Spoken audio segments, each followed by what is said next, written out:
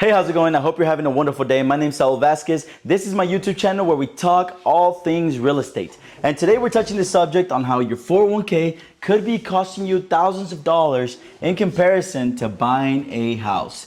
Now, before we get started, this is not financial advice or tax advice. This is simply just for educational purposes only. With that being said, let's get into it. So let's say you have a 401k.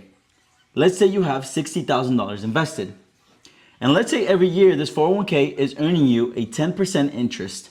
Now, $60,000 on the 10%, you are making $6,000 a year, which is really good because this will eventually start compounding interest. It will begin to compound on itself and roll over, and it'll be like a big snowball effect, which is really great, right? But let's just say you have this scenario right now. It will take a couple years to get to that compounding effect where it actually starts making a big difference in your account. Now, let's say on the other scenario, you're buying a house with some of this money, with the FHA product, because we're assuming that you're buying your house for the first time. Let's say you use a FHA loan with 3.5% down. That's the requirement for the FHA. So let's say you borrow $600,000, and that will make you have a down payment of $21,000. But this is not it, because we also have closing costs. By the way, we'll put the percentages there, which will be $18,000. So you take these total, this gives you $39,000 out of pocket. And now you might be thinking, well, that's quite a bit of substantial cash. You know, that's a substantial amount to put down on a home. And I agree, but let's just stick with me here for a second because it's about to start making sense. Now, the national average appreciation for real estate nationwide, we're looking at anywhere from 3 to 5%. So if we just say right in the middle, we're earning 4% equity increase every year, and we'll put 4% right here. If we're making 4% on this total, we will be making $24,000. Am I correct? Yes. So we will be making $24,000 off of the interest. Now you might be thinking, well, hold on. We're making 10% interest over here, and we're only making 4% interest on this side. That makes no sense. Why would I ever trade a 10% over a 4%? Well, let me tell you why. Because on this scenario, the only money that you're coming out of pocket is $39,000. And that 39 grand that you're coming out of pocket is turning into for $24,000. The reason why this is because the bank is lending you the $561,000 to complete that loan. This money is not yours, and instead is the bank's.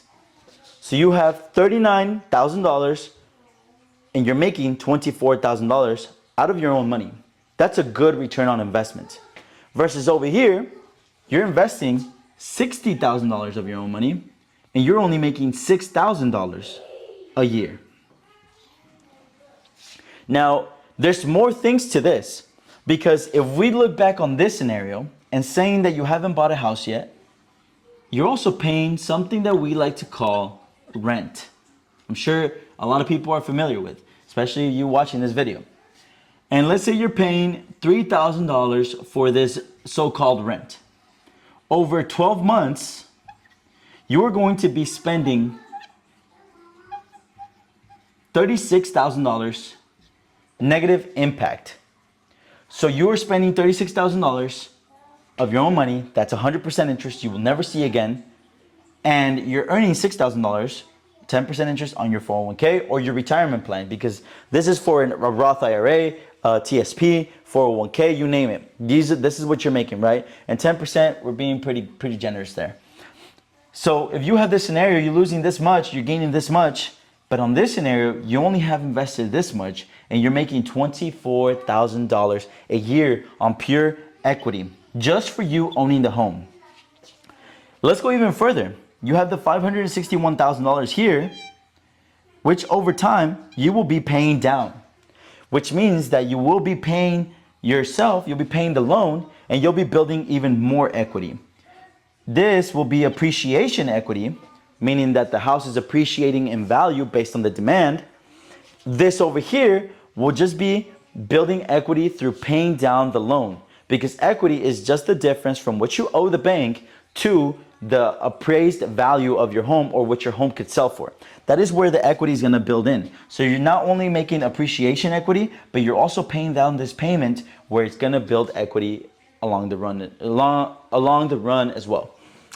Going even further than that, this whole scenario, buying a house is not just about making money, which a lot of people do make a lot of money through buying a house, but it's also a tangible asset. It's not just numbers on a screen like you would see on some sort of retirement account. It's a tangible asset that you can live in, that you can enjoy, you can spend the holidays in, you can barbecue, you can grow food, whatever it is that you like to do with your own space. That is what buying real estate is about. And this is one of the added perks that comes with buying a tangible asset like real estate. If you like this type of content, please hit that like button, hit subscribe, comment down below what you think about this strategy. And if you have any other questions, don't forget to write those down in the comments. Please, thank you, and we'll see you guys next time.